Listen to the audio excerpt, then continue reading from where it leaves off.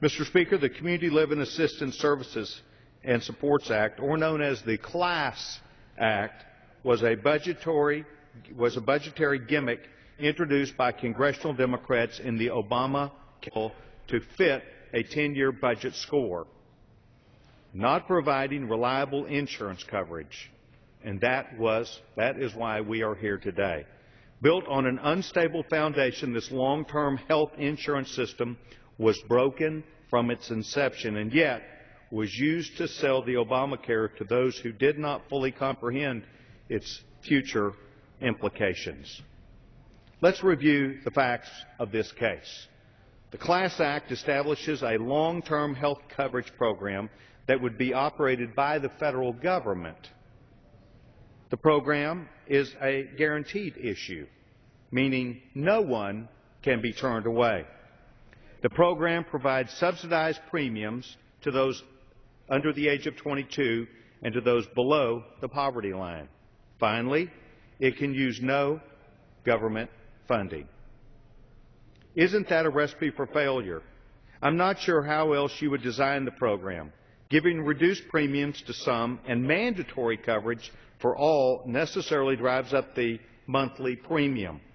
The Department of Health and Human Services indicated that the plans as designed would cost $235 and $391 a month and could rise as much as $3,000 a month for those in the program. Anyone who is healthy and above the poverty line would most certainly turn to the private sector, leaving the program woefully underfunded. These are the facts. The program is not viable and non-sustainable. Secretary Sebelius, Secretary of Health and Human Services, finally agreed on October 14th, saying, and I quote, "I do not see a viable path forward at this time," end quote, in reference to the program. It makes you wonder what other sections of ObamaCare might not be physically sound, given a closer review also. Oh, by the way, this Republican Congress is doing that right now, in committee, under regular order. Apparently, however, we had to pass the bill to find out about the CLASS program and what was in it and how it might work. Mr. Speaker, we are not solving the problem by creating programs that are unsustainable. We continue to double down, taking Medicare and Medicaid relentlessly. We are taking and taxing them to where they cannot pay for themselves. President Obama and congressional Democrats actually cut $500 billion in Medicare in order to fund the CLASS Act and flawed programs like it in the ObamaCare package. Republicans, the majority Republicans in this House, are committed to protecting Medicare, Medicaid, and Social Security for future generations, not passing empty promises, those that cannot sustain themselves and those that would be headed for failure from the inception. I believe we are abandoning the core mission of entitlement programs, which was meant to bring necessary to coverage to those who cannot provide for themselves. Mr. Speaker, I, like many Americans, can speak from a personal basis about what a disappointment this is, not just the ObamaCare bill, but the provisions laid out in that. You see, unlike many Americans, I have a disabled son at home. I have an 18-year-old Down syndrome young man who I and Alex would count on the government, perhaps at some point, to be able to do its real responsibility. And I believe government should have a mission statement, and the government should have a role in lives of Americans, but it should be one which is very narrow and well understood. I understand and believe that we should have a government that does help people who need help, that we do have a government that can give assistance. However, I believe that able-bodied people should not be included in these programs. I believe that the people who should be a part of this government assistance should be those that have an intellectual or physical disability. They should be those who are seniors, our parents, who, because of their age and their service to this great country, they have earned this and should be given that help. And lastly, those who are poor, those, in other words, at or below the poverty line. I believe that what this bill has done, and the philosophy of the Democratic Party, including this president, it's one that will diminish the real role that government should be providing.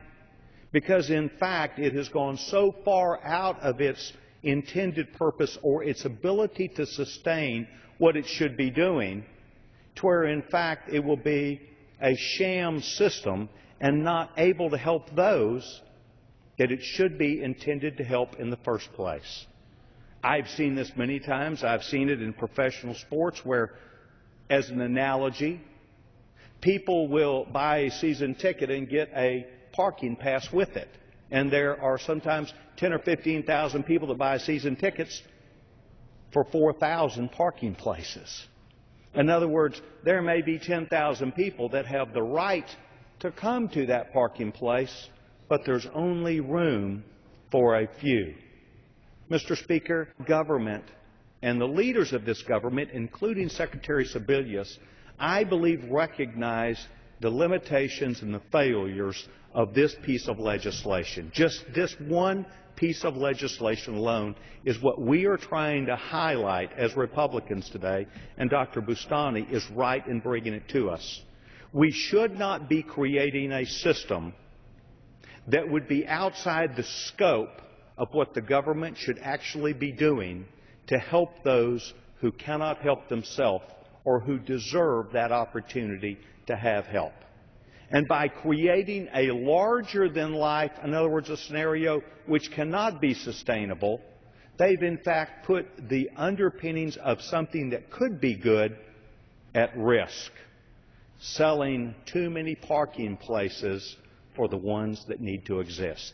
The parking places that need to exist need to be on a one-on-one basis for the people who need them the most. And that is what the government should be doing and doing well, not going outside of its mandate and not promising something that is non-sustainable and that they cannot deliver on. Mr. Speaker, I would submit and suggest that some Democrats will rise today to defend this bill, the Class Act, and they would defend what they thought it was about. But in fact, the facts of the case are now known and well understood, that even the President and his administration are walking away from this piece part of the bill. The program is fatally flawed, and a full repeal is the only realistic way we should approach this. So, now's the time to be serious with the American people. Now's the time when we need to say that should not have been a part of what this health care bill is about.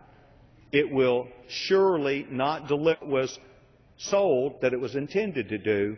And before we engage in that, we ought to be realistic and honest about what this is doing. Now is time to be serious with the American people about expectations from the federal government as related to this program. House Republicans are committed to providing affordable, patient-driven solutions to the problems facing our health care systems today. And we recognize in going through the bill that this stands out as a prime example of what is broken about the legislation that is law today. So, we are here today, forthrightly, through regular order, to talk in a polite and sensible way about how we should handle what we now know, what we should have known then, but failed to do. Not reading the bill is just another example of the flawed process that we were going through. I urge all my colleagues to vote for this modified open rule that allows consideration of all pre-printed amendments that comply with House rules of the House, and vote for the underlying bill. I reserve the balance of my time. The gentleman from Texas reserves his time.